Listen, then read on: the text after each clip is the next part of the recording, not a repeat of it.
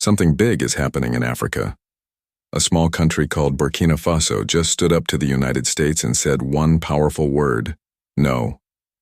It all started when America asked Burkina Faso to take in deported migrants, people the U.S. didn't want anymore. But Captain Ibrahim Traoré, the young leader of Burkina Faso, refused. He said, "We are not a land of deportation." That single sentence changed everything. Soon after, the U.S. Embassy in Burkina Faso suspended all visa services. They claimed it was for technical reasons, but everyone knew the real reason. It was punishment for saying no. Instead of being afraid, people in Burkina Faso felt proud. One student said, "If they close their doors, it means we're finally standing on our own." That's the new African mindset. Confidence over fear. If you agree, make sure you like this video, subscribe, and share it with others who care about truth and dignity. Burkina Faso may not be rich, but it is strong in self-respect. Under Captain Traoré, the country took back its gold mines, rewrote unfair contracts, and told the world that its resources belong to its people. For decades, Africa was told it could only grow with help from the West. But now Africa is saying, "We don't need help. We need respect." When the U.S. closed its embassy doors, Burkina Faso opened its own by removing visa fees for all African nations. While one door closed, 50 new ones opened. It was a powerful message. If others shut us out, we'll open our own path. That is the new vision of Africa: unity, independence, and pride. Burkina Faso also joined hands with Mali and Niger to form the Alliance of Sahel States, a regional partnership for trade, defense, and diplomacy. These countries no longer wait for permission from Washington or Paris. They decide their own future. This isn't rebellion, it's rebirth. The West used to think Africa would always follow, but now Africa is leading. In the streets of Ouagadougou, young people wear shirts that say, "Made in Africa," and artists paint murals of African heroes. Pride is returning.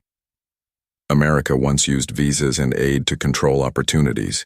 But now, Africa is finding new partners in Asia, Russia, the Middle East, and within Africa itself. The monopoly on opportunity is breaking. When one door closes, Africa builds another. Africa is no longer asking for entry, it's becoming a destination. The new vision of Africa is simple. It's not about fighting others, it's about believing in yourself. Real freedom doesn't come when others stop controlling you. It comes when others start needing you. So what do you think? Should more African nations stand up for their dignity like Burkina Faso did? Tell us in the comments, and don't forget to like, share, and subscribe for more stories about Black culture, history, and power. This is not the end. It is the beginning of the new vision of Africa. Burkina Faso's stand is inspiring more African nations to rethink their dependence on the West. Countries like Mali, Niger, and Senegal are watching closely and asking themselves if it's time to follow a path of independence. The idea is simple, but powerful. Dignity cannot be traded for aid, and self-respect is worth more than foreign approval. Across the continent, leaders are beginning to realize that Africa doesn't need permission to succeed. Trade, education, and innovation can grow within the continent itself, without waiting for anyone else to decide. The Alliance of Sahel States is not just about politics, it's about creating a culture of cooperation and shared strength. By working together, these nations can protect their borders, develop their economies, and share resources more fairly. It's a new model, one where African countries make decisions for Africans, not for outsiders. This shift is already changing how young people see their future. Instead of dreaming only of moving abroad, they are starting to imagine opportunities at home, new businesses, local universities, and industries that can grow within Africa. Africa's story is also catching the attention of other global powers. China, Russia, India, and the Middle East are increasingly seen as partners willing to invest without imposing political conditions. This means Africa can negotiate from a position of strength, not weakness. Every refusal of unfair demands strengthens the continent's bargaining power. Burkina Faso showed that saying no is not the end of progress. It can be the beginning of a new era. The cultural impact is just as important. Murals, music, fashion, and literature are celebrating African heroes, independence, and creativity.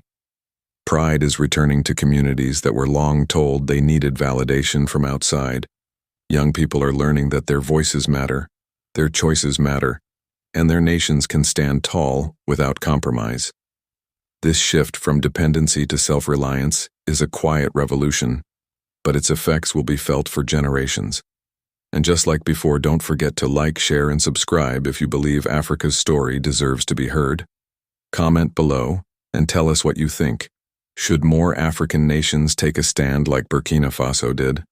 This is not just news, it's a movement, a blueprint for the new vision of Africa.